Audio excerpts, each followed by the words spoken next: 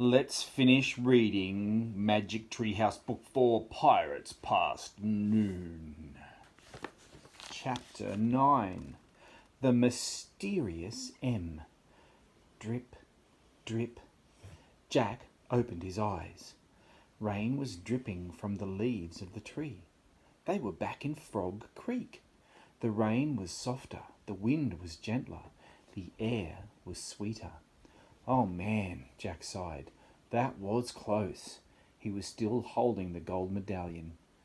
Polly's gone, said Annie sadly. I was hoping she might come back with us. No magic creature has ever come back with us, said Jack. He pulled off his backpack. It was damp with rain and salt water. Jack took out the pirate book. He put it on the stack of books, on top of the dinosaur book, and the night book, and the mummy book. Then Jack put the gold medallion beside the bookmark with the letter M. Next he went down onto his knees and ran his finger over the shimmering M on the floor. We didn't find any M's on this trip, he said. Or the M person, said Annie. Squawk! Polly! Anna cried. The parrot swooshed into the treehouse. She perched on the stack of books. Polly looked straight at Jack. What are you doing here? He asked her. Slowly, Polly raised her bright green wings. They grew bigger and bigger until they spread out like a huge green cape. Then, in a great swirl of colours, in a blur of feathers and light, in a flapping and stretching and screeching, a new being took shape. Polly was not a parrot any longer. In her place was an old woman, a beautiful old woman with long white hair and piercing eyes.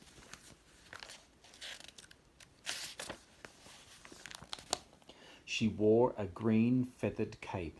She perched on the stack of books, and she was very calm and very still. Neither Jack nor Annie could speak. They were too amazed. Hello, Jack. Hello, Annie, the old woman said. My name is Morgan Le Fay.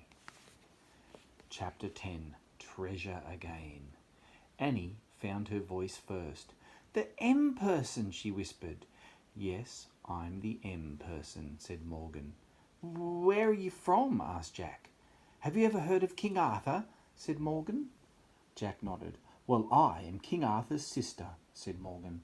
You're from Camelot, said Jack. I've read about Camelot.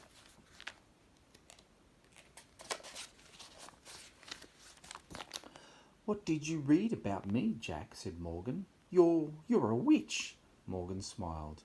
You can't believe everything you read, Jack. But are you a magician? Said Annie. Most call me an enchantress, but I'm also a librarian, said Morgan. A librarian? Said Annie. Yes, and I've come to the 20th century, your time, to collect books. You are lucky to have been born in a time with so many books. For the Camelot Library, asked Jack. Precisely, said Morgan. I travel in this treehouse to collect words from many different places around the world and from many different time periods. Did you find books here? Said Jack. Oh yes, many wonderful books. I went to borrow them from our for our scribes to copy. Did you put all the bookmarks in them? Said Jack. Yes, you see, I like the pictures in the books. Sometimes I want to visit the scenes in the pictures, so all the bookmarks mark places that I wish to go. How do you get there? Asked Annie. I placed a spell on the treehouse, said Morgan, so when I point to a picture and make a wish, the treehouse takes me there. I think you dropped this in the dinosaur times, said Jack. He handed the gold medallion to Morgan. Oh, thank you. I wondered where I'd lost it, she said. She put the medallion into a hidden pocket in her cape. So can anybody work the spell? Asked Annie, I'm guessing. Asked Annie. Anybody who tries it? Oh dear no, not just anybody, Morgan said. You two are the only ones beside me to do it. No one else has ever seen my treehouse before. Is it invisible? Asked Annie. Yes, said Morgan. I had no idea it would ever be discovered, but then you two came along. Somehow you hooked right into my magic. How? Asked Jack.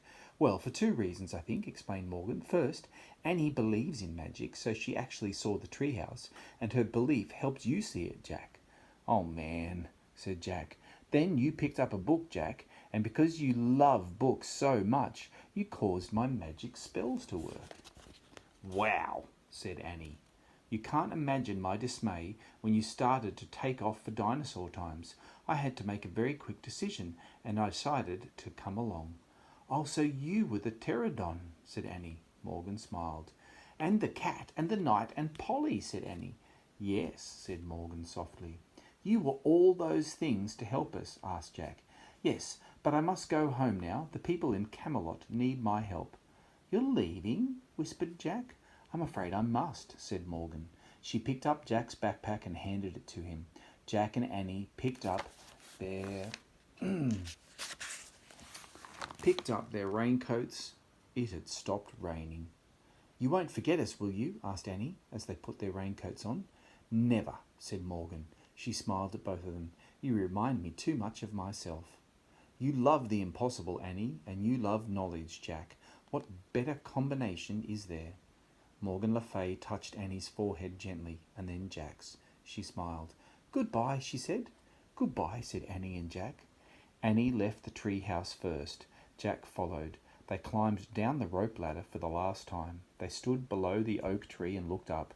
Morgan was looking out the window. Her long white hair blew in the breeze. Suddenly the wind began to blow.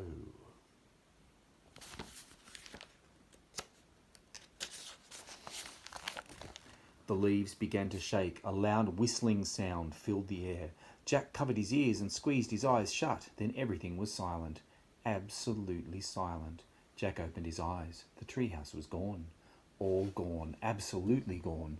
Annie and Jack stood a moment, staring up at the empty oak tree, listening to the silence. Annie sighed. Let's go, she said softly. Jack just nodded. He felt too sad to speak. As they started walking, he put his hands into his pockets. He felt something. Jack pulled out the gold medallion. Look, he said. How did... Annie smiled. Morgan must have put it in there, she said. But how? Magic, said Annie. I think it means she'll be coming back. Jack smiled. He clutched the medallion as he and Annie took off through the wet, sunny woods. As they walked, the sun shined through the woods and all the wet leaves sparkled. Everything, in fact, was shining.